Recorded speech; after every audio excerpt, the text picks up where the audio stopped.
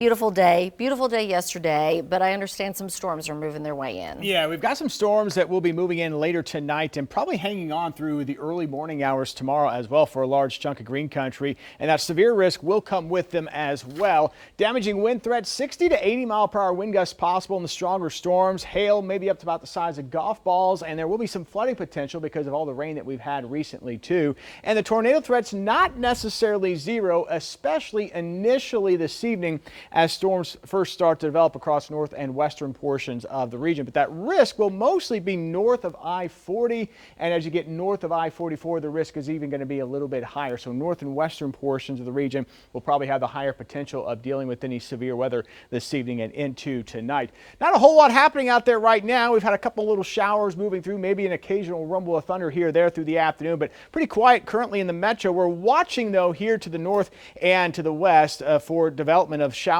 and thunderstorms, and it's still pretty quiet here as we look across north central parts of Oklahoma and south central portions here of Kansas. But this is where we expect storms to develop here over the next hour or two, and as these storms develop, they'll likely become severe and start to work their way off to the east and could move into northwestern portions of our area by 7 to 9 o'clock as we go through the evening hours. So at least here as we go through midnight, notice most of us as you go to the south are going to stay dry through midnight tonight. The main concern initially is going to be here to the north and west. So those of you here from Pawhuska, as you head over to around Pawnee, Bartlesville, Sedan, Kansas, over to around Independence and Coffeyville, you're going to have a much higher chance of storms through the first part here of the evening hours and into later on tonight. Now, once we get past midnight, we'll start to see this chance pushing farther to the south and east and then continue to push south and east as we go into tomorrow morning. And then as we roll into tomorrow afternoon, a lot of the heavier storms will be out of here, but we still can't rule out perhaps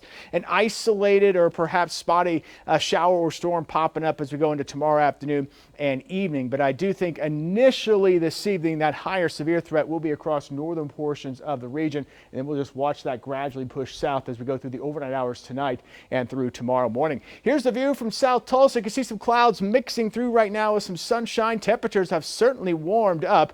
We did have some clouds, some rain, and some thunder earlier this morning, but now we're up to 83 degrees, which is our high temperature for the day so far. Might even go up another degree or so here over the next hour. Tomorrow morning, we're going to wake up with temperatures into the 60s, and again, we'll likely have some rain and thunder around tomorrow morning, especially across southern portions of the region. And then tomorrow afternoon, working our way back up into the mid to upper 70s for highs. Keep those umbrellas on standby. I don't think the rain will be very widespread tomorrow afternoon, as mentioned, but there still probably will be a few isolated storms that pop up as we go into tomorrow afternoon, and then temperatures back into the upper 70s, as mentioned, maybe even a spot or two farther south, making a run into the low 80s. As we head into Friday, we'll still keep a lingering chance of showers and storms in the forecast. I don't think we'll have to worry about any severe weather tomorrow or into Friday. And then a big warm up as we go into Saturday and Sunday. So if you've got weekend plans, it's going to be quite warm.